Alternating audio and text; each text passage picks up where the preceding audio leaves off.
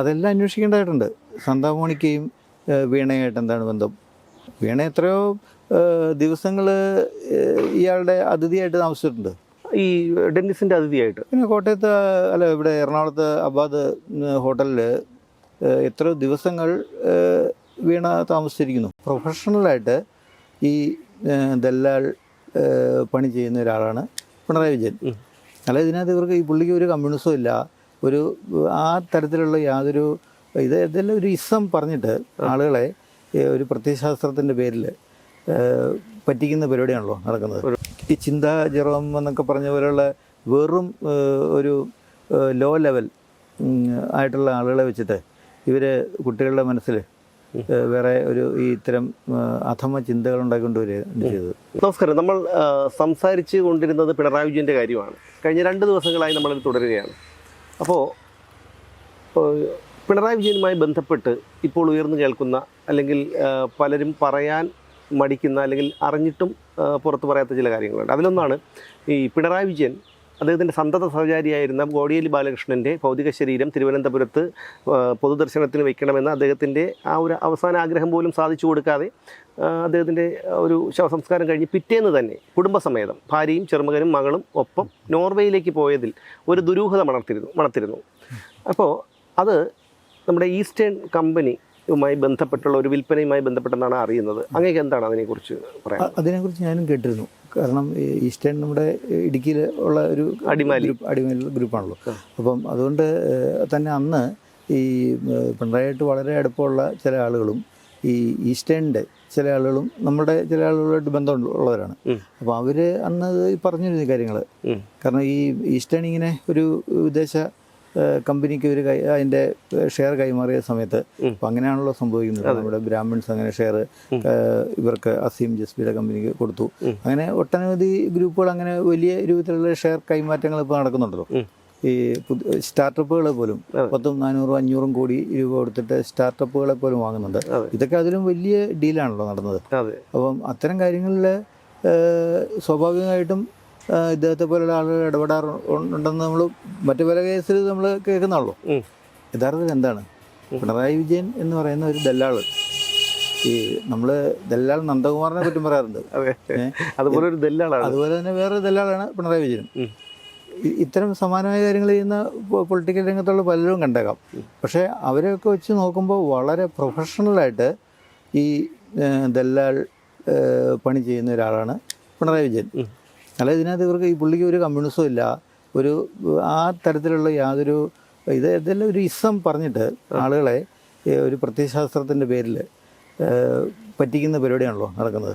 ഇത്രയേറെ കേരളത്തിലെ ജനതയെ ഒരു ചതിക്കുകയും വഞ്ചിക്കുകയും ചെയ്ത ഒരാൾ വേറെ ഉണ്ടോ? അല്ല, അത് മാത്രമല്ല, ഈ ഈസ്റ്റേൺ കമ്പനിയുമായി ബന്ധപ്പെട്ട് തൊഴിലാളി സമരങ്ങൾ വിൽപ്പന നടത്തുമ്പോൾ തൊഴിലാളികളുടെ ജീവനക്കാരുടെ പ്രതിഷേധങ്ങൾ ഉണ്ടാകാതിരിക്കാനാണ് പുള്ളിക്കാരനെ മറയായി നിർത്തിയതെന്ന് ആണ് പറയപ്പെടുന്നത്. അതുമായി ബന്ധപ്പെട്ടവർ പറയുന്നത്. അതും വളരെ പ്രധാനപ്പെട്ട കാര്യം തന്നെയാണ്. കാരണം ഇപ്പം ഈ ഒരുമാതിരിപ്പെട്ട കേരളത്തിലെ എല്ലാ സംവിധാനങ്ങളും അടപ്പിച്ച് കളയുന്നൊരു അതിന് വേണ്ടിയിട്ട് തുടങ്ങിയൊരു സാധനമാണല്ലോ ഇവർ ഈ CITU എന്ന് പറയുന്നത്. അപ്പം അതിനകത്ത് എളമരം കരീമിനെ പോലെ ഒരാളെ വെച്ചിട്ട് എളമരം കരീമും തൊഴിലാളി സംവിധാനമായിട്ട് എന്ത് ബന്ധമുള്ള ആളാണ്? അയാൾ തൊഴിലാളിയാണോ? അല്ല, മാവൂർ ഗോളിയൂർ റേവൺസിൽ തൊഴിലാളിയായി വന്നതാണ്. അവിടെ നിന്ന് തുടങ്ങിയതാണ്. അത് പൂട്ടിച്ചിട്ടാണ് പുള്ളി അവിടെ നിന്ന് പിന്മാറിയത്. അത് പൂട്ടി ഇതിൻ്റെ ഭാഗമായിട്ട് പുള്ളി വലിയ മുതലാളിയായി MP ആയി. അതെ, എല്ലായി. അപ്പം ഇത്തരം ക്രമീകരണങ്ങൾ വേണ്ടി ഇവരുടെ എല്ലാം സ്വാർത്ഥ ജീവിതം കെട്ടിപ്പടുക്കുന്നതിന് വേണ്ടിയിട്ട് ഒരു വലിയ ജനതയെ ചതിക്കുകയാണ് ചെയ്യുന്നത്. ഇത്രയും കൊടിയ വഞ്ചന നടത്താൻ വേണ്ടി ഈ അദ്ദേഹം നമ്മുടെ മാർക്സേ ഒരു സാധനം എഴുതി ഉണ്ടാക്കുന്നു. പുള്ളി അടുത്തുള്ള വീട്ടുകാരനോടുള്ള അസൂയ കൊണ്ട് ഉണ്ടാക്കിയ സാധനമുള്ളത് കമ്മ്യൂണിസ്റ്റ് എഴുതി ഉണ്ടാക്കിയത്. അപ്പം അത് ഏറ്റവും നന്നായിട്ട് ഫലപ്രദമായിട്ട് വിനിയോഗിക്കുന്ന ഒരു സ്ഥലമായിട്ട് കേരളം മാറി. എനിക്ക് തോന്നുന്നു ഇപ്പോൾ ബംഗാളിലൊന്നും പോലും ഇത്രയും അവർ ഇങ്ങനെ ഒരു വലിയ കൊള്ള നടത്തിയതായിട്ട് അറിയില്ല. ഇപ്പം ബുദ്ധദേവൻ്റെ സമയത്തായാലും അതിന് മുമ്പുള്ള ജ്യോതിബാസുവിൻ്റെ സമയത്തായെങ്കിലും പോലും ഇത്രയും വലിയ കൊള്ള നടന്നിട്ടില്ല. അവിടെ അവർക്ക് വിവരമില്ലായ്മ കൊണ്ടും അവരുടെ മാനേജ്മെൻറ്റ് സിസ്റ്റത്തിൻ്റെ പോരായ്മ കൊണ്ടും അവിടെ ഇത് പരാജയപ്പെട്ടു പോയി. ജനജീവിതം ഒരു ദുസ്സഹമാക്കി കളഞ്ഞു എന്നുള്ളത് ശരിയാണ്. അതുപോലെ തന്നെയാണ് മണിക് സർക്കാർ ത്രിപുരയിലും ചെയ്തത്. അവിടെ ഇത് തന്നെയായിരുന്നു സ്ഥിതി. പക്ഷേ പുള്ളിയുടെ ഭാര്യ വലിയ ബിസിനസ്സുകാരിയാണ്. അതെ, മണിക് സർക്കാർ അവിടെ സൈക്കിൾ നടക്കും, ഭാര്യ BMW നടക്കും. അതാണ് അവിടെ ഉണ്ടായിരുന്നത്. അപ്പോൾ ഇവര് അപ്പോൾ ഇതിന് പറയുമ്പോൾ എന്താ പറയുന്നത്, മക്കൾ ചെയ്യുന്ന ബിസിനസ്സിനകത്ത് അച്ഛൻ എന്ത് ചെയ്തു, പിഴച്ചു എല്ലാം പിഴയ്ക്കുകയാണ്. അതുപോലെ ഭാര്യ ചെയ്യുന്ന ബിസിനസ്സിനകത്ത് ഭർത്താവ് എന്ത് പിഴച്ചു, അതേ പണിയല്ലേ ഇവിടെ കമല കാണിക്കുന്നത്. അതെ, അദ്ദേഹത്തിൻ്റെ അവിടെ ഒരു സ്കൂളിലെ LP സ്കൂളിലെ ടീച്ചർ ആയിട്ട് വന്ന കമല എന്ന് പറയുന്ന ഒരു സ്ത്രീ, എത്രയോ ലക്ഷക്കണക്കിന് ഇവിടെ അധ്യാപകരുണ്ട്. എൻ്റെ അമ്മ അധ്യാപികയായിരുന്നു. എൻ്റെ അമ്മ ഇങ്ങനെ ഒരു ഇതുപോലെ ഒരു ബിസിനസ്സുകാരിയായി മാറാൻ എൻ്റെ അമ്മയെ കൊണ്ട് പറ്റിയിട്ടില്ല. അല്ല, അത് അവരുടെ പെൻഷൻ കൊണ്ടാണ് എക്സാലോജിക് എന്ന് പറഞ്ഞ ഒരു കമ്പനി പോലും തുടങ്ങിയത്. അപ്പോൾ എത്ര ലാഘവത്തോടെയാണ് ഒരു ആളുകളെ. അപ്പോൾ ഈ CPM-നെ വിശ്വസിക്കുകയൊക്കെ ചെയ്യുന്ന ആളുകൾ, അതല്ലാത്തവരും അവരും എല്ലാം വെറും വിഡ്ഢികളാണ് യഥാർത്ഥത്തിൽ. ഈ വിദ്യാഭ്യാസം കൂടിയാൽ അങ്ങനെ അപകടങ്ങളുണ്ടാവും. അല്ല, വിദ്യാഭ്യാസം എന്ന് കൂടി എന്ന് നമുക്ക് പറയാൻ പറ്റില്ല. കാരണം ഈ ഇടതുപക്ഷത്തുള്ള CPM-ലുള്ള പല നേതാക്കന്മാരും അഡ്വക്കേറ്റുമാരാണ്. Advocate A. Rahim, advocate Sivankutty എന്നൊക്കെ പറഞ്ഞിട്ട്. അപ്പോൾ ഇത് എങ്ങനെയാണ് ലോ അക്കാഡമി ഒരു ബിരുദം കിട്ടുന്നതെന്ന് നമുക്കറിയാം. അതുകൊണ്ട് വിദ്യാഭ്യാസത്തിൻ്റെ കാര്യം നമുക്ക് അവരുടെ കാര്യത്തിൽ പറയാൻ കഴിയില്ല. SFI ആയിട്ട് SFIയിൽ പ്രവർത്തിക്കുന്നു, പരീക്ഷ പോലും എഴുതാതെ. ഇപ്പോൾ ആർഷോയ്ക്ക് പോലും ഇത് കിട്ടിയ ഒരു ഇതാണ്. അപ്പോൾ അതോടൊപ്പം തന്നെ നമ്മൾ പറയേണ്ട ഒരു കാര്യം, പലരും വിസ്മരിച്ച ഒരു കാര്യം കൂടിയാണ്. അതായത് മുഖ്യമന്ത്രിയുടെ മകൾ വീണയുമായി ബന്ധപ്പെട്ട് ഉള്ള മാസപ്പടി കേസ് ഉയർന്നു വന്നപ്പോൾ ഈ CMRL നിന്നും മാത്രമല്ല മറ്റു പല കമ്പനികളിൽ നിന്നും മാസപ്പടി കൈപ്പറ്റിയതായിട്ട് അന്ന് വാർത്തകൾ വന്നിരുന്നു. പക്ഷെ പിന്നീട് ഒരു മാധ്യമങ്ങളും അത് ചർച്ച ചെയ്തില്ല. എന്ന് മാത്രമല്ല, മനസ്സിലാക്കേണ്ട ഒരു ഏറ്റവും പ്രധാനപ്പെട്ട ഒരു പേരുണ്ട്. ഈ പറയുന്ന സാന്താ മോണിക്ക എന്ന് പറയുന്ന വിദേശത്തേക്ക് കുട്ടികളെ കടത്തിവിടുന്ന ഒരു സ്ഥാപനമുണ്ട്. കോട്ടയം കേന്ദ്രീകരിച്ച് വന്നതാണ്. മലയാള മനോരമയൊക്കെ അവർ ഒരുപാട് പ്രൊമോട്ട് ചെയ്തതാണ്. കാരണം മനോരമ പരസ്യത്തിന് വേണ്ടിയിട്ട് ഇത്തരം ചില പണികൾ അവർ കാണിക്കാറുണ്ടല്ലോ. അങ്ങനെ മനോരമയുടെ ഒരു പിന്തുണയോടെ വന്ന ഒരു സംവിധാനമായിരുന്നു അത്. അപ്പം അവർ അതിനകത്തൊരു ഡെന്നീസ് ജോസഫ് എന്നുള്ള ആളുണ്ട്. അപ്പോൾ ഈ ഡെന്നീസ് ഭയങ്കരമായിട്ട് ഈ വീണയ്ക്ക് പൈസ കൊടുത്തിട്ടുണ്ട്. ഡെന്നീസ് ഇപ്പം അതിനകത്തില്ല എന്നാണ് മനസ്സിലാക്കാൻ കഴിഞ്ഞത്. ഡെന്നീസ് തുടങ്ങിയ ഡെന്നീസ് ഇപ്പോൾ വേറെ ഡെന്നീസാണ് അതിൻ്റെ ഡയറക്ടറായിട്ടുള്ളത്.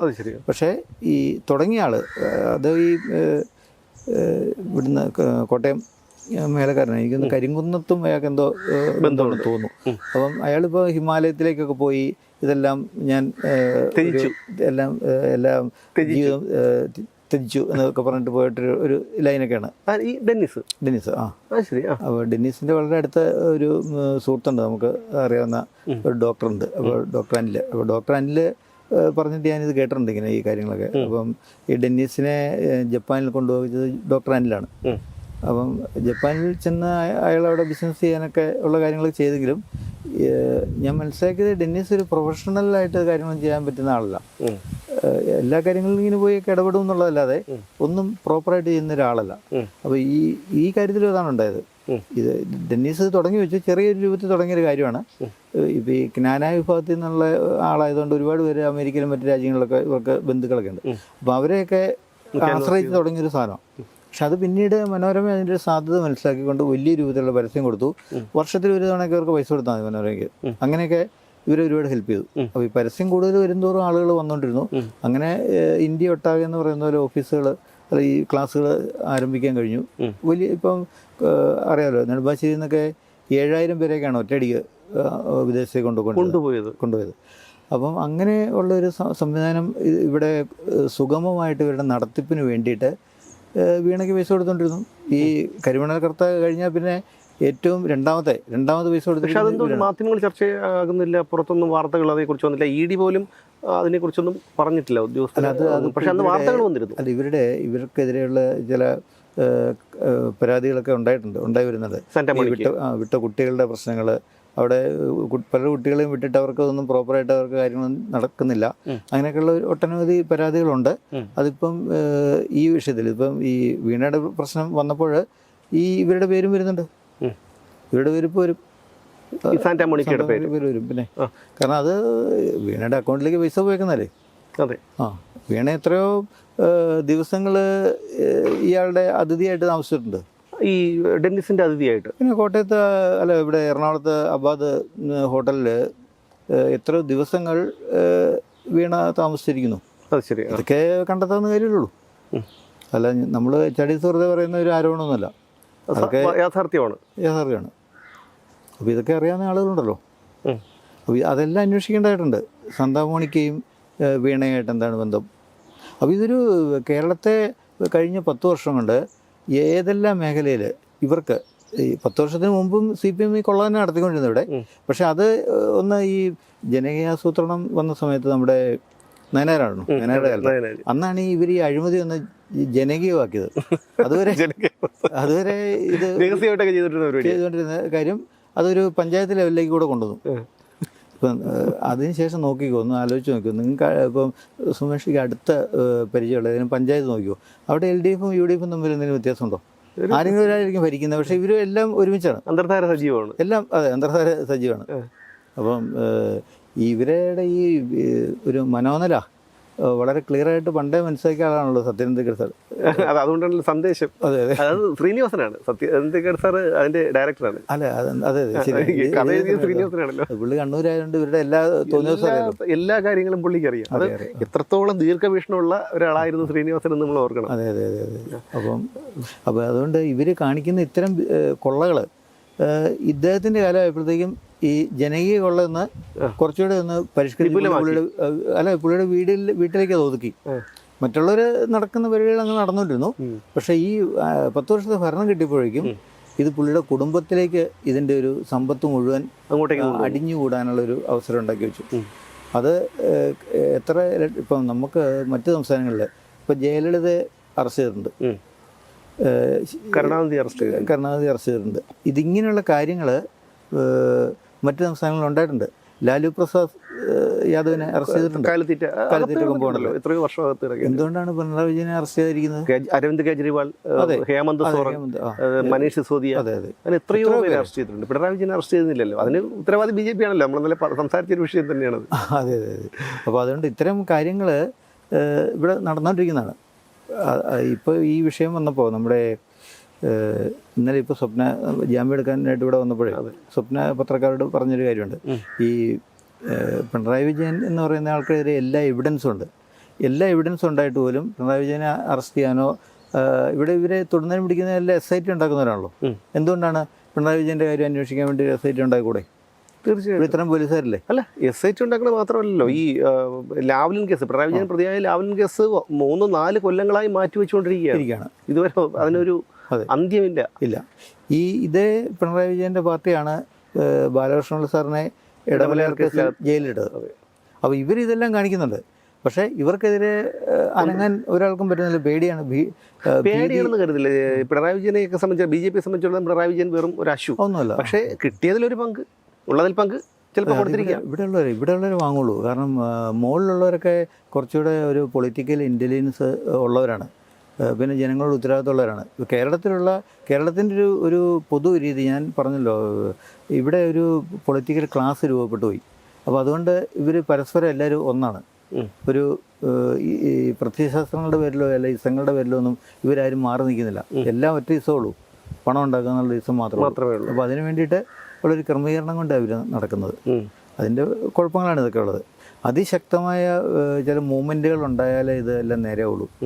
ഇവിടുത്തെ മയക്കുമരുന്നിൻ്റെ പ്രശ്നം, യുവാക്കൾ മുഴുവൻ മയക്കുമരുന്നിന് അടിമയായി പോയി. അതൊക്കെ ഇവർ ഈ 10 വർഷം കൊണ്ട് ഉണ്ടാക്കി വെച്ച ഇടപെടാണ്. കുട്ടികളെ അതുപോലെ ഇത്രയും ഡാമേജ് ഒരു യുവതയ്ക്ക് ഉണ്ടാക്കി വെച്ച ഒരു ഗവൺമെൻറ് പറയില്ല.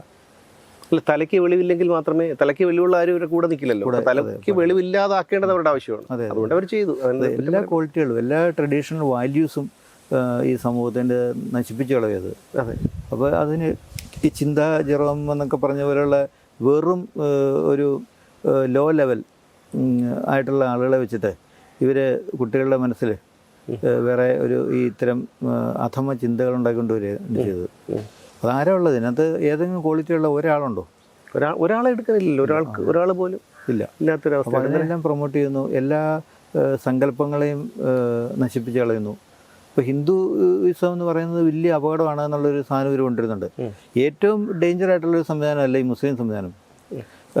ഒരു കാര്യം മനസ്സിലാക്കൂ, ഇവർ ദൈവത്തിൻ്റെ വലിയ ആളുകളാണെന്ന് പറയുകയും ദൈവത്തിന് കൈപ്പഴ പറ്റി എന്നുള്ള രൂപത്തിലാണല്ലോ ഇവർ ഈ കുട്ടികൾക്ക് സുന്നത്ത് ചെയ്യുന്നത്. അപ്പോൾ ഇവരെന്ത് ദൈവവിശ്വാസികളാണ്? ഇവർക്ക് ദൈവത്തെ വിശ്വാസം ഉണ്ടായാൽ ദൈവത്തിന് തെറ്റ് പറ്റുമോ? ദൈവത്തിന് പറ്റിയേക്കുന്ന തെറ്റ് തിരുത്താനായിട്ട് ഇവന്മാർ ഇറങ്ങി തിരിച്ചേക്കുക. അപ്പോൾ എന്ത് തോന്നിവാസം കാണിക്കുന്നത്?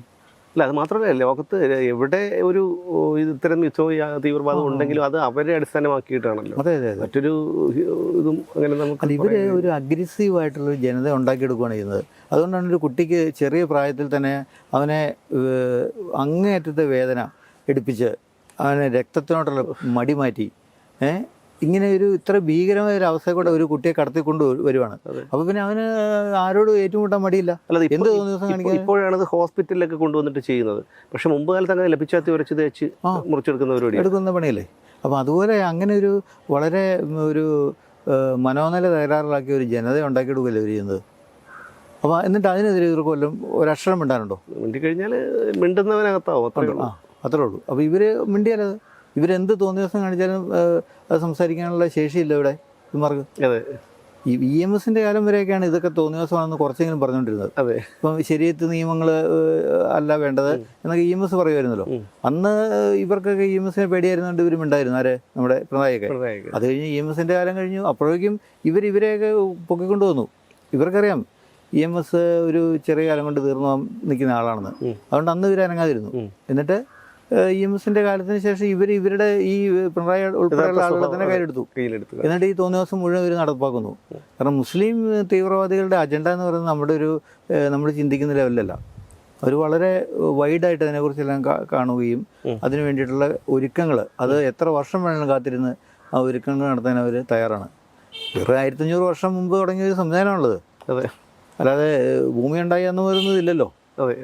അപ്പം ആ ഒരു സംവിധാനം ഇതിൽ വേറൊരു കൊള്ളസംഘം ഇവരുണ്ടാക്കിയിട്ട് അതിൻ്റെ പേരിൽ ഇപ്പോൾ എത്ര പേര് ഇതിനകത്തിരിക്കുന്ന നല്ല ആളുകളല്ലേ ഇതെല്ലാം തോന്നിയ ദിവസമാണെന്ന് പറയുന്ന ആളുകളെ ഇവർ ജീവിക്കാൻ സമ്മതിക്കും? ഇല്ല. അതാണ് നമ്മൾ ഈ കഴിഞ്ഞ ആഴ്ച ഒരു ചടങ്ങിൽ പങ്കെടുത്തവിടെ ഒരു ഉസ്താദ് വന്നിരുന്നു. അദ്ദേഹമൊക്കെ എന്ത് വളരെ ഇതായിട്ട് സംസാരിക്കുന്നു എന്നറിയാം. എന്ത് വളരെ മനോഹരമായിട്ട്. അവർക്ക് ഹിന്ദുക്കളെന്നോ ക്രിസ്ത്യാനികളെന്നോ മുസ്ലിങ്ങളെന്നോ പാളയം ഇമാം അദ്ദേഹം വന്നിരുന്നു. അവർക്ക് അങ്ങനെയൊന്നുമില്ല. എന്ത് മനോഹരമായി അദ്ദേഹം സംസാരിക്കുന്നു. വേറെ അവരെ പോലെ ഉള്ളവരെയൊക്കെ അവർക്കൊന്നും മിണ്ടാൻ പറ്റാത്തൊരു സാഹചര്യം. അങ്ങനെയുള്ള ആൾക്കാർക്ക് അദ്ദേഹത്തിൻ്റെ കാര്യമല്ല ഞാൻ പറഞ്ഞത്. പൊതുവെ ഇതിനെതിരെ സംസാരിക്കുന്ന ആരിഫ് ഹുസൈൻ, ആരിഫിനെ എന്തെങ്കിലും മിണ്ടാൻ സമ്മതിക്കുമോ? അതെ. അല്ല, എന്തെങ്കിലും ആക്രമണങ്ങൾ അയാൾക്കെതിരെ നടത്തും. പോലീസിന്റെ അകമ്പടിയോടുകൂടിയാണ് അദ്ദേഹം ചെയ്യുന്നത്. പക്ഷേ ഇവർക്ക് വേണ്ടത് ഈ മദനിയെ പോലുള്ള ആളുകളാണ്. ഈ അങ്ങേറ്റത്തെ കുഴപ്പങ്ങൾ ഉണ്ടാക്കുകയും തീവ്രവാദം കൊണ്ടുവരികയും ചെയ്യുന്ന മദനിയെ പോലുള്ള ആളുകൾ മതിയല്ലോ ഇവർക്ക്. അതിനെല്ലാം CPM സപ്പോർട്ട് ചെയ്യുന്നു. CPM മാത്രമല്ല കോൺഗ്രസ് ഒരു പരിധി വരെ. അല്ല, കോൺഗ്രസിന് വേറെ മാർഗ്ഗമില്ലാത്തതുകൊണ്ട് അവരങ്ങനെ ചെയ്യുന്നു. പക്ഷേ CPM-നെ കുറിച്ച് നമുക്കൊരു പ്രതീക്ഷയുള്ളൂ. നമ്മളെല്ലാം ഇത്തരം കാര്യം പറഞ്ഞാൽ ഇവർ പറ്റിച്ചുകൊണ്ടിരുന്നത്. ഈ രാജ്യം ലോകം മുഴുവൻ നേരെയാക്കാൻ വേണ്ടി തിരിച്ചേക്കുന്നൊരു സംവിധാനമുള്ളത്. അപ്പോൾ ആ കോൺഗ്രസ് പിന്നെ അങ്ങനെ അവകാശവാദങ്ങളൊന്നുമില്ലല്ലോ. അവർക്ക് എന്താണ് നമുക്കൊരു ഏതെങ്കിലും ഒരു കാലത്ത് ഇവിടെ മറ്റവരെ എടുക്കുമ്പോൾ ഇവരെ തിരഞ്ഞെടുത്തോളൂ, ഞങ്ങളിങ്ങനെ ചുമ്മാ നിന്ന് കൊടുത്താൽ മാത്രം മതി എന്നുള്ളൊരു ലെവലിൽ പോകുന്നവരുടേത്. ഇപ്പം തന്നെ ഇതെങ്ങനെയാണ് കോൺഗ്രസ് ജയിച്ചത്? ഇവരുടെ കഴിവുകൊണ്ടുമല്ലോ. അല്ല, ഇവിടെ ഈ NIA കേരളത്തിൽ വന്നതുപോലെ പൊക്കിക്കൊണ്ട് പോകുമ്പോൾ മാത്രമേ അറിയൂ ഇവിടെ ഇങ്ങനെ ഒരു ആൾക്കാർ ഉണ്ടെന്നുള്ള കാര്യം. അത് മറ്റ് സംസ്ഥാനങ്ങളിൽ നിന്നും സംഭവിക്കുന്നതായി വാർത്തകൾ വരുന്നില്ല. കൂടുതൽ അന്ന് TP സെൻകുമാർ പറഞ്ഞതാണ് ഇത് കേരളം തീവ്രവാദികളുടെ ഒരു ഹബ്ബാണ്. ഈ വിരമിക്കൽ പ്രസംഗത്തിൽ അന്നത്തെ DGP ആയിരുന്ന ലോക്നാഥ് ബെഹ്റ പറഞ്ഞതാണ് ഇവിടെ ഈ ഇതിൻ്റെ സ്ലീപ്പർ സെല്ലുണ്ട്, തീവ്രവാദത്തിൻ്റെ സ്ലീപ്പർ സെല്ലുണ്ട് അതൊക്കെ. പക്ഷെ അതൊന്നും വലിയ ഗൗരവത്തിലെടുക്കുകയോ ചർച്ചയാകുകയോ ഒന്നും ചെയ്തിട്ടില്ല. പറഞ്ഞവരെ അപമാനിച്ചു എന്നുള്ളതല്ലാതെ പറയുന്ന ഇപ്പോൾ സെൻകുമാർ സത്യം പറഞ്ഞു, സെൻകുമാറിനെ ചാണകം അല്ലെങ്കിൽ സംഘി എന്ന് പറഞ്ഞ് അത് വായടപ്പിക്കുകയാണ്. പക്ഷേ ഇവിടെ വന്നിട്ട് നിരന്തരം NIA എന്ന് ഓരോരുത്തരെ തൂക്കിക്കൊണ്ട് പോവുകയാണ്. പക്ഷെ അതൊന്നും ഇവിടെ ചർച്ചയാകുന്നില്ല. ഒറ്റ ചോദ്യം കൂടി ചോദിച്ചു നിർത്താം, കാരണം അങ്ങ് തിരക്കിലാണെന്ന് എനിക്കറിയാം. ഈ ജന്തർ മന്ദിർ, അങ്ങ് ഡൽഹിയിൽ പ്രവർത്തിക്കുന്ന ഒരാളാണ്. അപ്പോൾ ഈ ജന്തർ മന്ദിറിൽ ഇപ്പോൾ നടക്കുന്ന ഈ ഒരു കോക്രോച്ച് പാർട്ടി എന്ന് പറഞ്ഞു വരുന്നു. ഈ ഒരു സംഭവം ഉണ്ടായി, ഒരു വിഷയം ഉണ്ടായി. അത് തീർച്ചയായും അതിനൊരു പരിഹാരം കാണേണ്ടതാണ്. അത് ആദ്യത്തെ ഒരു അഴിമതിയോ അല്ലെങ്കിൽ ഇതുപോലെ ഒരു സംഭവമല്ല. അപ്പോൾ തീർച്ചയായും ഇവിടെ ഒരുപാട് രാഷ്ട്രീയ പാർട്ടികളുണ്ട്. ആ രാഷ്ട്രീയ പാർട്ടികൾക്കോ അവരുടെ യുവജന സംഘടനകൾക്കോ വിദ്യാർത്ഥി സംഘടനകൾക്കോ സമരം ചെയ്യാം. പക്ഷേ ഇത് അതിൽ നിന്നൊക്കെ വ്യത്യസ്തമായി അമേരിക്കയിലിരുന്ന അഭിജിത്ത് ദീപ്കെ എന്ന് പറയുന്ന ഒരു സമൂഹ മാധ്യമത്തിലൂടെ കുറേ പേരെ ചേർക്കുന്നു, ഒരു ഗ്രൂപ്പ് ഉണ്ടാക്കുന്നു. ആ ഗ്രൂപ്പ് വളർന്നവൻ നാട്ടിലേക്ക് വരുന്നു. പിന്നെ നടന്നത് നമുക്ക് ഒരിക്കലും അംഗീകരിക്കാൻ കഴിയാത്ത യുദ്ധസമാനമായ സാഹചര്യമാണ്. അതിൽ ഇടതുപക്ഷവും വലതുപക്ഷവും ഒക്കെ പങ്കാളികളാകുന്നു. അപ്പോൾ എന്താണ് അങ്ങ് ഡൽഹിയിൽ ജീവിക്കുന്ന ഒരാളാണ്, എന്താണ് അതിനെക്കുറിച്ച് യഥാർത്ഥത്തിൽ എന്താണ് അവിടെ സംഭവിക്കുന്നത്? ഡൽഹിയെ സംബന്ധിച്ച് പ്രധാനമന്ത്രിയുടെ വസതി ഇരിക്കുന്ന മേഖലയിൽ ഇത്തരം കാര്യങ്ങൾ അനുവദിക്കാൻ കഴിയില്ല. അത് വളരെ നേരത്തെ തന്നെ ഇവരെല്ലാവരും കൂടെ തീരുമാനിച്ച് ഈ കോൺഗ്രസിൻ്റെ സമയത്ത് തന്നെ തീരുമാനമെടുത്ത ഒരു സംവിധാനമാണ്. അപ്പോൾ ഇത്തരം ഈ പാർലമെൻറ്റ് സ്ട്രീറ്റിൻ്റെ അടുത്തൊരു ഏരിയ ഇത്തരം പ്രകടനങ്ങൾ നടത്താനും എല്ലാമായിട്ട് വിട്ടുകൊടുത്തിട്ടുണ്ട്. കാരണം ഇവർക്ക് ഈ പ്രകടനം നടത്തേണ്ട ഒരു പരിപാടിക്കാരാണല്ലോ, അപ്പോൾ ഇവർക്ക് എവിടെയെങ്കിലും നടത്തിയേ പറ്റുള്ളൂ. അപ്പോൾ അതുകൊണ്ട് അവിടെ ഒന്ന് നടത്തിക്കൂടും എന്ന് പറഞ്ഞിട്ട് മറ്റേ നമ്മുടെ കേരള ഹൗസ് ഒക്കെ ഇരിക്കുന്ന ആ ഒരു ഭാഗം അവിടെയാണ് ഇതിന് അശോക റോഡിൽ ഇതെല്ലാം ചെയ്തു കൊടുത്തിട്ടുണ്ട് ഈ സംവിധാനങ്ങൾ. പക്ഷേ അതിനെ മറികടന്നുകൊണ്ട് ഇന്ത്യൻ പ്രധാനമന്ത്രി എന്ന് പറയുന്നത് ഇന്ത്യയുടെ മാത്രം പ്രധാനമന്ത്രിയല്ല, ഇതൊരു വലിയൊരു സിസ്റ്റമാണല്ലോ. അപ്പം അദ്ദേഹത്തിൻ്റെ വീടിനോട് ചേർന്ന് വന്ന് ഇത്രയും ഒരു വലിയ ജനക്കൂട്ടത്തിനെ കൊണ്ടുവന്നിട്ട് ഈ നാടകം കളിക്കാൻ വേണ്ടിയിട്ട് ഈ രാഹുൽ ഗാന്ധിയെ പോലെ ഒരാൾ കളിക്കുമ്പോൾ ഇത് ശുദ്ധ തെമ്മാടിത്തരല്ലേ കാണിക്കുന്നത്. അടി കൊടുക്കാതെ വരെ എന്താ ചെയ്യേണ്ടതിന്? അപ്പോൾ രാജ്യത്തിന് സുരക്ഷ ആവശ്യമില്ലേ? ഇയാൾ കുറേ ആളുകളെ കൂട്ടിക്കൊണ്ട് വന്നിട്ട് ഈ തോന്നിയാസം കാണിച്ച് നിൽക്കുമോ? രാഹുൽ ഗാന്ധി കഴിഞ്ഞ 2 ദിവസം മുമ്പ് വരെ വേറെ വിദേശ രാജ്യത്ത് എവിടെയായിരുന്നു, പക്ഷേ ഇന്നലെ വന്ന് പ്രശ്നമുണ്ടായി. പക്ഷേ അതിന് മുമ്പേ ഈ അഭിജിത്ത് ദീപ്ക എവിടെയുണ്ട്? ഉണ്ട് അയാൾ ഉണ്ടായിട്ടുണ്ട്. ഇതിനകത്ത് മറ്റേ ഈ നിരാഹാരം കിട്ടുന്ന സൂചിയുടെ കാര്യം അറിയാലോ, അയാൾ അങ്ങേറ്റത്ത് രാജ്യവിരുദ്ധനാണ്. മറ്റ് രാജ്യങ്ങളിൽ നിന്ന് പണം വാങ്ങിക്കൊണ്ട് ഈ രാജ്യത്തിനെതിരെ പ്രവർത്തിക്കുന്ന ഒരാളാണ് അയാൾ, ഒരു ഏജൻ്റാണ്. അപ്പോൾ ഇത്തരം ഏജൻറ്റുമാരുടെ കളിക്ക് വേണ്ടിയിട്ട് ഈ കോൺഗ്രസ് പോലെ ഈ ഇന്ത്യക്ക് സ്വാതന്ത്ര്യം മേടിച്ച് തന്നു എന്നാണല്ലോ പറയുന്നവർ. അപ്പോൾ അത്ര ഒരു ഉത്തരവാദിത്തമുള്ള ഒരു രാഷ്ട്രീയ പാർട്ടി ചെയ്യേണ്ട കാര്യമാണ് അവർ ചെയ്യുന്നത്. ശുദ്ധ തെമ്മാടിത്തരമല്ല കാണിക്കുന്നത്. അപ്പം എങ്ങനെയും പ്രശ്നങ്ങളുണ്ടാക്കാം. ഇപ്പം MA ബേബിയും ബ്രിട്ടാസും ഒക്കെ ചെയ്യുന്നതെന്ന് പറഞ്ഞാൽ അവർ വെറും ഒരു അങ്ങേയറ്റം രാജ്യവിരുദ്ധത മാത്രമായിട്ട് നടക്കുന്നവരാണ്. അവരെ സംബന്ധിച്ചൊന്നും ഒരു മാറ്റമല്ല. അവർക്ക് ഇന്ത്യ ആയിട്ട് അവർ കാണുന്നില്ല. ഇത് ഇവിടെ കുഴപ്പങ്ങളെല്ലാം ഉണ്ടാക്കുക, എന്നിട്ട് എങ്ങനെയെങ്കിലും അധികാരത്തിൽ വരിക, കൊള്ളയടിക്കുക, ഇത് മാത്രമേ അവർക്ക് പദ്ധതിയുള്ളൂ. പക്ഷേ കോൺഗ്രസ് കുറച്ചുകൂടി ഉത്തരവാദിത്തം കാണിക്കണ്ടേ? അവരുടെ ഒരു പ്രധാന പ്രതിപക്ഷ പാർട്ടിയാണ്. ഈ രാഹുൽ ഗാന്ധിയും പ്രിയങ്ക ഗാന്ധിയും പോലെയുള്ളവരൊക്കെ ഇത്തരത്തിൽ ഒരു വളരെ മോശമായി പെരുമാറുകയാണ്. പ്രത്യേകിച്ച് നമ്മുടെ മുഖ്യമന്ത്രി VD സതീശൻ പോലും അവിടെ ചെന്ന് കുത്തിയിരിക്കുകയാണ്. കാര്യം അദ്ദേഹം ഒരു സംസ്ഥാനത്തിന്റെ മുഖ്യമന്ത്രിയാണ്. കർണാടക മുഖ്യമന്ത്രി DK ശിവകുമാറിനെ തൂക്കിയെടുത്ത് കൊണ്ടുപോകേണ്ട ഒരു അവസ്ഥയുണ്ടായി. അപ്പോൾ അതൊന്നും നമുക്ക് ഒരിക്കലും അംഗീകരിക്കാൻ കഴിയുന്ന. ഇതിൽ നമ്മൾ ചിന്തിക്കേണ്ടത് ഈ അഭിജിത്ത് ദീപ്കെ എവിടെ നിന്ന് വന്നു, അയാളുടെ പിന്നിൽ ആരാണ് എന്നുള്ളതാണ്. കാരണം അമേരിക്കയിൽ ജീവിക്കുന്ന ഒരു വിദ്യാർത്ഥിക്ക് ഇന്ത്യയിലെ വിദ്യാർത്ഥികളെ കുറിച്ച് ഇത്രയധികം ആശങ്കയുണ്ടാകേണ്ട ഒരു കാര്യം എന്താണ്? ഇവിടെ ഒരുപാട് വിദ്യാർത്ഥി സംഘടനകളുണ്ടല്ലോ. SFI ഉണ്ട്, KSI ഉണ്ട്, ABVP ഉണ്ട്. ശരി, ABVP BJPയുടെ ഒരു വിദ്യാർത്ഥി പ്രസ്ഥാനം എന്നുള്ള നിലയിൽ അവരെ മാറ്റി നടത്താം. ഇതുണ്ടല്ലോ, NSC ഉണ്ടല്ലോ, അവർക്ക് അവരെക്കാളും വലിയ ഉത്തരവാദിത്തമാണോ എവിടെ ഇരിക്കുന്ന ഒരുത്തിനുള്ളത്? ഇതെല്ലാം ഗെയിം മാത്രമാണ്. ഇപ്പം അരവിന്ദ് കെജ്രിവാളിൻ്റെ പാർട്ടിയുടെ ആളായിരുന്നല്ലോ ഇയാൾ. അപ്പോൾ അരവിന്ദ് കെജ്രിവാൾ ആരാണ്? ഇത് ഇവിടെ അഴിമതിക്കെതിരെ സംസാരിച്ചു, അഴിമതി നടത്തരുത്, അഴിമതി ഇല്ലാതാക്കാൻ വേണ്ടി വന്നവൻ ഏറ്റവും വലിയ അഴിമതിയുടെ കൂടാരമായി മാറിയില്ലേ? അതെ. മറ്റേ മദ്യ വിഷയത്തിൽ കർണാടക വരുന്ന ആന്ധ്രയിലെ മറ്റേ പ്രിയ എന്നാ മറ്റല്ലേ അവരുടെ പേര്, അവരെല്ലാം അവിടെ കൊണ്ടുപോയിട്ട് അവിടുത്തെ മദ്യശാലകൾ മുഴുവൻ അവർക്ക് തുറന്നു കൊടുത്ത് ഡൽഹിയെ നശിപ്പിച്ച് കളഞ്ഞല്ലേ അരവിന്ദ് കെജ്രിവാൾ. എത്രയായിരം കോടിയുടെ അഴിമതി നടത്തത്? ഇത് മണി സർക്കാരിന്റെ കാര്യം പറഞ്ഞില്ല, പുള്ളി സിൽപ്പർ ചെരുപ്പിട്ട് നടക്കും, പക്ഷേ പിന്നിൽ നടക്കുന്ന മറ്റു വാഗണർ കാറിൽ സഞ്ചരിക്കും. പക്ഷേ ഇയാൾ താമസിക്കാൻ വേണ്ടി 140 കോടിയുടെ വീട് അവിടെ ഉണ്ടാക്കിയത്. ഇപ്പം ഇയാൾ നമ്മുടെ മോട്ടി നഗർ എന്ന് പറഞ്ഞ സ്ഥലത്ത് ഒരു മറ്റേ ഫ്ലാറ്റ് സമുച്ചയത്തിനകത്തൊരു വീട് വാങ്ങിയിട്ടുണ്ട്. 9 കോടി രൂപയാണ് അതിൻ്റെ വില. ശരി. അപ്പം അത്രയും പണം ഇടുന്ന ഇയാൾക്ക് കിട്ടി. ഒരു NGO നടത്തിക്കൊണ്ടിരുന്ന ആളാണ്. അപ്പം ഒരു NGO നടത്തിക്കൊണ്ടിരുന്ന ആൾക്ക് അതിന് മാത്രം പണം ഇടുന്ന കിട്ടി. ഇയാൾക്ക് മുഖ്യമന്ത്രിയായിരിക്കുന്ന സമയത്ത് കിട്ടുന്ന പൈസയ്ക്ക് കണക്കില്ലേ? അപ്പം ആയിരക്കണക്കിന് കോടിയുടെ കൊള്ളയാണ് ഇയാൾ നടത്തുക അവിടെ, അഴിമതിക്കെതിരെ എന്ന് പറഞ്ഞ് വന്നവനാണ്. അപ്പോൾ ഇവർ പറയുന്നതും ഇവരുടെ പ്രവൃത്തിയായിട്ട് യാതൊരു ബന്ധവുമില്ല. ശുദ്ധ തെമ്മാടിത്തരം മാത്രം കാണിക്കുന്ന ഒരു ഗ്രൂപ്പിൻ്റെ കൂട്ടുപിടിച്ചിട്ടാണ് ഇവിടുത്തെ 100 വർഷം പാരമ്പര്യമുള്ള കോൺഗ്രസ് ഇവരുടെ പുറകെ ഇറങ്ങി തിരിഞ്ഞിരിക്കുന്നത്. അതാണ് പ്രധാനമന്ത്രിയുടെ വീടിൻ്റെ അവിടെ പോയി നിന്നിട്ട് രാഹുൽ ഗാന്ധി നേരിട്ട് എന്നാൽ തന്നെ സമ്മതിക്കുമോ? അടി വെച്ച് കൊടുത്ത് ഓടിക്കലേ? കാരണം ഇത് ഇന്ത്യയുടെ പ്രധാനമന്ത്രിയാണ്, ഇതിന് പ്രോട്ടോക്കോൾ ഉണ്ട്, അത് പാലിക്കണ്ടേ?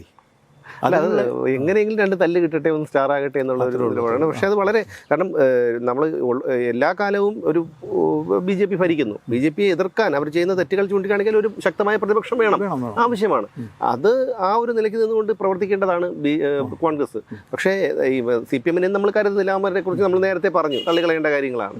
ഇത് വളരെ ഒരു ഇപ്പോൾ ഉണ്ടായ കുഴപ്പമെന്ന് വെച്ചാൽ ധർമ്മേന്ദ്ര പ്രധാൻ അങ്ങോട്ട് ഒഡീഷയിലേക്ക് പോകാൻ നിൽക്കുമായിരുന്നു. അവിടുത്തെ സ്റ്റേറ്റിൻ്റെ ചുമതലയും കൂടെ പുള്ളിക്ക് കൊടുത്തിട്ട് പുള്ളി അങ്ങോട്ട് മാറാൻ നിന്നാണ്.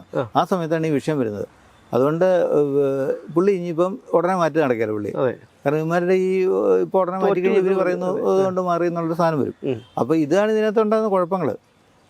ഇത് ഈ മുമ്പ് പറഞ്ഞാണ് ശരി, എത്രയോ ലക്ഷോപലക്ഷം കോടിയുടെ അഴിമതികളിലൂടെ നടന്നേക്കുന്നു. ഇതിനകത്ത് ശരിയാണ് ഒരു പാളിച്ച പറ്റിയിട്ടുണ്ട്, അത് തിരുത്തപ്പെടേണ്ടത് തന്നെയാണ്. 150 കോടി ജനം ജീവിക്കുന്ന രാജ്യം ഇന്ത്യ. അപ്പോൾ ഇവിടെ ഇതുപോലത്തെ ഒരുപാട് കൃമികളും പാറ്റകളും പഴുതാരകളും എല്ലാം ഉണ്ടാവും. അപ്പോൾ ഇതെല്ലാം പരിഹരിക്കപ്പെടേണ്ടതായിട്ടുണ്ട്. ഇത് മുഴുവൻ ഒരാൾ മോദി എന്ന് പറയുന്ന ആൾക്ക് ഒറ്റ ദിവസം കൊണ്ട് പരിഹരിക്കാൻ പറ്റുന്ന കാര്യമാണോ? അതെ, അദ്ദേഹം പറഞ്ഞു അതിനെ അപലപിച്ചിട്ടുണ്ട്, അതിനുള്ള നടപടികൾ എടുക്കാമെന്ന് പറഞ്ഞിട്ടുണ്ട്. ആദ്യം രാഹുൽ ഗാന്ധി പറഞ്ഞത് ഇത് പാർലമെന്റിൽ ചർച്ച ചെയ്യണമെന്നാണ്. ആ ചർച്ച ചെയ്യണമെന്നുള്ള ആവശ്യം അംഗീകരിച്ചപ്പോൾ പറയുന്നു ധർമ്മേന്ദ്ര പ്രധാൻ രാജിവെക്കണം. അപ്പോൾ അത് രാജിവെക്കാന്നും കൂടെ പറഞ്ഞിരിക്കട്ടെ. അതിന് അടുത്ത ഡിമാൻഡ് വരും. അവസാനം പറയും മോദി രാജിവെക്കണം, എന്നിട്ട് എന്നെ പ്രധാനമന്ത്രിയാക്കണം. ഇതാണ് പരിപാടി. അപ്പോൾ ഇത്തരം വിഡ്ഢിത്തരം പറഞ്ഞു നടക്കുന്നവരെ ഇത് ഒരു പൊളിറ്റിക്കൽ പാർട്ടി ആണോ ഇവരെ? ഇപ്പൊ സംശയം തോന്നുന്നു. കാരണം ഒരുപാട് പ്രഗത്ഭരായിട്ടുള്ള പലരും പ്രവർത്തിച്ച ഒരു പ്രസ്ഥാനമാണ് അവിടെ. ഇതുപോലെ ഈ രാഹുൽ ഗാന്ധിയെ പോലെയുള്ളവരൊക്കെ വന്ന് മല്ലികാർജുൻ ഖാർഗെ അദ്ദേഹത്തിനെ പിടിച്ച് എഴുന്നേൽപ്പിക്കാൻ തന്നെ രണ്ട് കക്ഷത്ത് കൈയിട്ട് എഴുന്നേൽപ്പിക്കാൻ. അദ്ദേഹത്തിന് പറയുന്നത് എന്താണെന്ന് ഒരു പിടിയില്ല. ആരൊക്കെ എന്തൊക്കെ പറയുന്നു, പുള്ളി അതിനെല്ലാം തല കുലുക്കിയിരിക്കുന്നു. ഇത്രേ ഉള്ളൂ കാര്യം. അപ്പോൾ ഇവരുടെ ഒരു ജോലിക്കാരനെ പോലെ വെച്ചിരിക്കുന്ന ഒരാളാണ്. കാരണം ഇവരാരെങ്കിലും നിന്ന് കഴിഞ്ഞാൽ അതിനകത്തൊരു ഒരു ഇമേജ് കുറയില്ല. അതുകൊണ്ട് ഒരു ദളിതായിട്ടുള്ള ഒരാളെ കൊണ്ടുവച്ചിരിക്കുന്നതാണ്. വേറെ ഒരു കഥ അതിനകത്തില്ല. അപ്പോൾ അത്തരം പണികളാണ് കാണിക്കുന്നത്. എന്ത് ചെയ്യും, നമ്മുടെ രാജ്യത്തിൻ്റെ ഒരു ഗതി അവസ്ഥയാണ്. അപ്പോൾ എന്തായാലും സമയം ഒരുപാട് അതിക്രമിച്ചിരിക്കുന്നു. ഇനിയിപ്പോൾ HRDCൻ്റെ പ്രവർത്തനങ്ങളൊക്കെ വളരെ ശക്തമായി തന്നെ മുന്നോട്ട് പോകട്ടെ എന്ന് പ്രാർത്ഥിക്കുന്നു. കേരളത്തിലേക്കും വരണമെന്ന് പ്രതീക്ഷിക്കുന്നു. കാരണം എന്ന് വെച്ചാൽ കേരളത്തിലെ അന്ന് പിണറായി വിജയൻ്റെ ഭരണത്തിലൊന്നും HRDCന് പ്രവർത്തിക്കാൻ കഴിയാത്ത ഒരു സാഹചര്യമായിരുന്നു. പക്ഷേ ആ സാഹചര്യമൊക്കെ മാറിയിരിക്കുന്ന സ്ഥിതിക്ക് കേരളത്തിലും HRDCൻ്റെ പ്രവർത്തനങ്ങൾ വ്യാപിപ്പിക്കും എന്നുള്ളൊരു പ്രതീക്ഷയുണ്ട്. അതിനെല്ലാം ഇനി ഫണ്ട് കണ്ടെത്തേണ്ടതുണ്ട്. അന്ന് നമ്മൾ ഇവിടെ ഈ അട്ടപ്പാടിയിലേക്ക് വെച്ചിരുന്ന ഫണ്ടാണ് അത് നമ്മൾ ഒഡീഷയിലേക്ക് മാറ്റേണ്ടി വന്നത്. അതിനൊക്കെ തന്നെ ഒരുപാട് ഈ ഫണ്ടിങ് ഏജൻസികൾ ഒരു പർട്ടിക്കുലർ ഏരിയയിലേക്കാണ് ഫണ്ട് തരുന്നത്. അത് പക്ഷേ നമ്മൾ പിന്നീട് അവർക്ക് വീണ്ടും റിക്വസ്റ്റ് കൊടുത്ത് ഒരുപാട് പണി ചെയ്തിട്ടാണ് അത് അങ്ങോട്ട് മാറ്റാൻ പറ്റിയത്. അപ്പോൾ ഇനി ഇവിടത്തേക്കായിട്ട് ഫണ്ട്. പിന്നെ വേറൊരു പ്രശ്നം, കേരളം ഒരു പൊതുവെ ഒരു പട്ടിണി, ഇവർ തന്നെ പറയുന്നുണ്ടല്ലോ ഇവിടെ പട്ടിണി ഇല്ലാന്ന്, അതിദാരിദ്ര്യമുക്ത സംസ്ഥാനമാണ്. അപ്പോൾ അങ്ങനെയുള്ള സ്ഥലത്തേക്ക് ഈ ഫണ്ട് തരാൻ ഏജൻസികൾക്കും പറ്റാതെ വരും. ബുദ്ധിമുട്ടാവും അവർക്കും ബുദ്ധിമുട്ടാവും. ഇതെല്ലാം ഒരു സാങ്കേതികമായിട്ടുള്ള ഒരുപാട് ഇടകൂടങ്ങളുണ്ട്. അപ്പോൾ ആ നൂലാമാലകളിൽ പെട്ടിട്ട് കേരളത്തിലേക്ക് ഫണ്ട് ചോദിച്ചാൽ തരാൻ വലിയ പാടാണ്. ഇപ്പോൾ ജപ്പാൻ ഫണ്ടിങ് ഉണ്ട്. ജപ്പാൻ ഫണ്ടിങ് അവർ കേരളത്തിലേക്ക് തരില്ല. നോർത്ത് ഈസ്റ്റ് അവർ പ്രിഫർ ചെയ്യുന്നത്. അതുകൊണ്ടാണ് നമ്മൾ മേഘാലയയിലൊക്കെ ഓഫീസ് തുടങ്ങേണ്ടി വന്നതും. അതുപോലെ മണിപ്പൂർ ഇങ്ങനെയുള്ള മേഖലകളിലേക്കാണ് അവർക്കും താല്പര്യം. പിന്നെ അമേരിക്ക ഫണ്ട് ചെയ്യാൻ കൂടുതൽ താല്പര്യം എടുക്കുന്നത് നോർത്ത് ഈസ്റ്റാണ്. അതിൻ്റെ പ്രധാന കാരണം അവിടെ ഈ ക്രിസ്ത്യൻ കമ്മ്യൂണിറ്റിയുടെ ഡെവലപ്മെൻറ്റ് ഒരുപാട് ഉണ്ടായിട്ടുണ്ട് അവിടെ. അതുകൊണ്ടാണ്. ഇപ്പം മണിപ്പൂർ, നാഗാലാൻഡ്, മേഘാലയ, മിസോറാം ഇങ്ങനെയുള്ള സ്ഥലങ്ങളിൽ 95% ആളുകളും ക്രിസ്ത്യൻ വൽക്കരിക്കപ്പെട്ട് കഴിഞ്ഞു. അപ്പം അങ്ങനെയുള്ള കാര്യങ്ങളുണ്ട്. എന്തായിരുന്നാലും ഇനിയും കൂടുതൽ ഊർജ്ജസ്വലമായി തന്നെ മുന്നോട്ട് പോകാൻ കഴിയട്ടെ എന്ന് ആശംസിക്കുന്നു. അടുത്ത വീണ്ടും കാണാം നമുക്ക്. ഓക്കെ.